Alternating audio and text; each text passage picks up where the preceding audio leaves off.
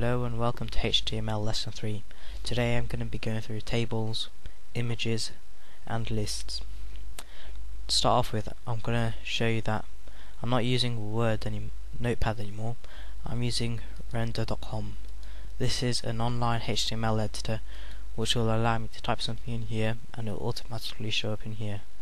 This is going to save a lot of time, so I thought I should use this instead of Notepad. Okay, to start off with, you're going to have to tell the computer that this is a table, and you do this by typing in this table space border equals, and then you add 1, then close it off. That will then define that this is a table. Then to add a row, you put TR, which stands for table row, and then close it off. And then in here you put TD, which stands for table data.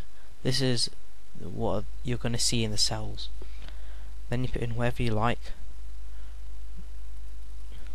If you want to put this in, whatever, then close it off with another TD. TD, and then you can see that it's made a cell, and then you could add another one. You could just copy and paste it if you like, save time.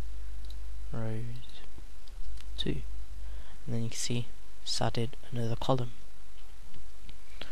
Now if you want to add another row, just do the same thing again with TR,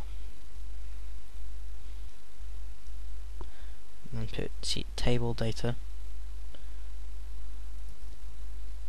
then close it off, and then you'll see it's made another row and filled in the cell on the left.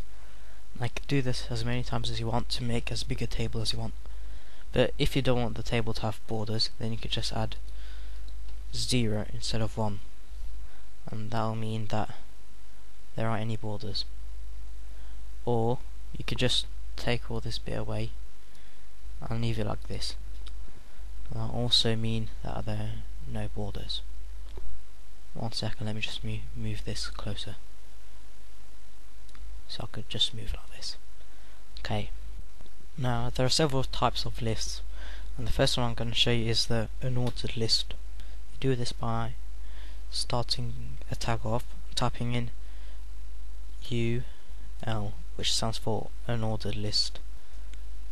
Then I'll close it off, and then in here you define each term of the list with LI, which stands for list item, and that's item 1, and then you could close it off with another LI, and then you'll see that it's bullet pointed item 1. Then we could add another one if we like, LI item 2, close it off, and then you'll add another item. Now the second type of list is an ordered list. This allows the items to be numbered, so it's not just bullet points. You start it off with OL, which stands for ordered list. Then you do exactly the same as you did for the one before it. Close it off and add LI for list item, then item 1, then you close it off with LI, and now you can see that it's added a number. And if you do it again, just copy and paste it so it's faster, it'll be item 2. Let's change the number. There we go. Now the third type is a definition list, where you could actually describe the items in the list. You start off with DL, which stands for definition list, then you close it off with DL again, then in here you add DT for definition table, and then you add say item 0, then you close it off, then you add dd, and this is the definition for the data that we just entered. This is item 0, close it off, dd. Then you can see that it's got the first item, then it's got the mini description that we wrote. Do the same, dt item 1, close it off, then describe it. This is the second item, then close it off. Then you can see that it's described it. Now there's another list type, but now there are other types of lists that you'll be using them. For example, if you want an ordered list with letters, go to the OL tag and put in type equals, put in A, and then that'll put letters instead of numbers. Or if you want it to be capital letters, you just put in capital A, then you'll get capital letters. Or if you want Roman numerals, you can put capital I, you'll get Roman numerals. If you want small Roman numerals, then just put in small I, and then you'll get this. So it's pretty useful.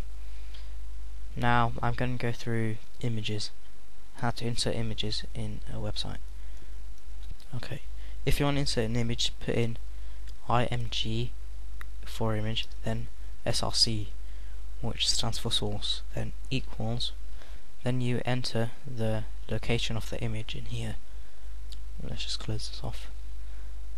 Now you could enter an image that you have on your computer, but since I'm using this online editor, I don't think I'll be able to, so I'll find an image on the net and then I'll put it in here. Now I've found this picture of a PS3 which I'm going to paste in here. Then you can see that it's uploaded it onto the website. So let's just move this out of the way. Then you can see that it's been uploaded to the editor I'm using. So images are pretty easy to use. Okay. And then if you like, you could add an alternative name so that if someone can't see it, they'll see the name of the image instead. And you could do that by pressing space and then typing in alt equals then PS3, and then that'll make sure that if someone can't see the image, which I can, then they'll see the word PS3, so they know what they're missing.